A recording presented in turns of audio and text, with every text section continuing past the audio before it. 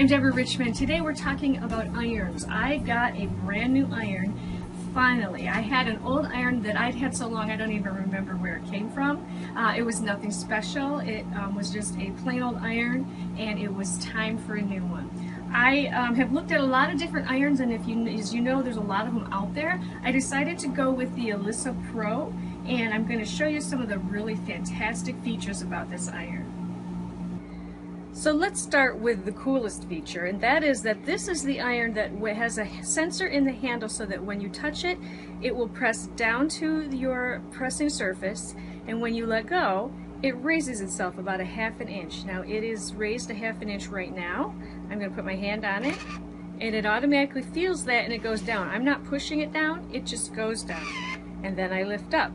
This means that because this is the way this iron works, you're never going to accidentally leave it down and burn anything ever again. Now let me show you the bottom of the iron. When it lifts up, there is a foot here and a foot down here that pops up. And so that's how it's doing it. Now, I love that feature, and also it is about a ½ inch, so you're less likely, you can actually put your fingers right under here.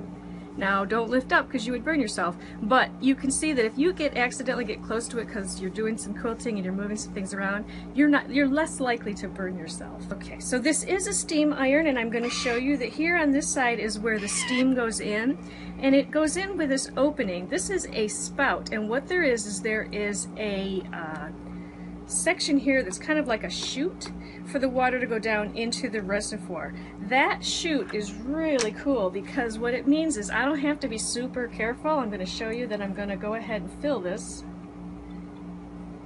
and when I do, it runs right down in there. So even if I'm not super careful, I'm still going to get the water in there. My old iron, you had to put the water in this small little area on the top of the iron, and it was easy to spill and easy to get water everywhere. Now what's nice about this iron is that it has a green light right here. This is a light here, and it turns green when it's on, and it turns red when it's off. So if I turn this all the way to off, that light now turns red. That I like, so you know right away by looking at it, is it on or is it off? So I'm going to go ahead and turn it back on. Now this wheel is also the adjustment for temperature. So when it's off, 0 temperature. The next setting is synthetics. You keep rolling, higher temperature to wool and silk, higher temperature again to linen and cotton. And then the highest temperature is a little bit past linen and cotton, so nice and hot. That's usually where, as quilters, we like to be. Now the steam feature is really nice. There are 2 buttons on the top. One is for steam, and the other is for spritzing. So let's go with the steam. I've got some orphan blocks here. I'm just going to go ahead and press when I press down. Okay, so let's show you steam. Now you can see my iron is sitting on the quilt block, but it's not really sitting on it. Again, it is lifted up. So when I touch it, down it goes. And so now I can press my block, and if I want steam, there are 2 buttons. One is for steam, one is for spritzing. I'm going to go ahead and push steam. Again, the sensor is right here at the palm of my hand, so if I lift up the palm of my hand, that's why it lifts up and down. It takes a little bit just kind of get used to it where the sweet spot is, but once you're used to it, it's pretty simple. Steam here again. It gives you a short spurt of steam, which is nice. I like that, very controlled. Now as I said, it does have a spritzing button, so you see something super wrinkly here, and if I want to give it a little help with some spritz, I'm pressing the spritzing button, and it's shooting a very fine spray of water here across the fabric. And it's a very fine spray because it doesn't leave big watermarks. When it spritzes, you really can't even see where it is, but it has spritzed it, and you have that to help you with those really tough wrinkles. Another thing I like as we're looking back again at the reservoir and filling it with steam, this is a see-through plastic, and you see there's a line that says max. That's where you should fill it to the maximum.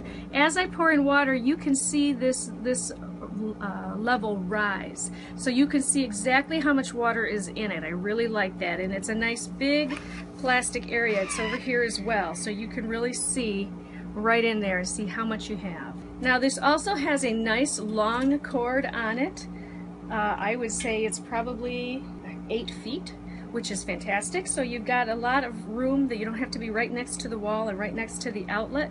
And this particular model of the Oliso, the yellow Oliso Pro, has a timer for how long it'll stay on before the safety feature turns it off. So if I leave this iron on and walk away, 30 minutes from the last time that I touched it, it will then turn itself off. Now some of the other models are a shorter amount of time, I believe like 11 minutes or 8 minutes. I like that this one's 30 minutes because very often as we are quilting, we do leave that iron for a little bit, do some sewing, come back and do some pressing. So again, this iron is the Oliso Pro. I'm going to give you information below on where you can get your hands on one if you're interested. And thanks for joining me. And be sure to subscribe to our channel. You can do so here by clicking the subscribe button. That way you'll find out about new videos as they become available.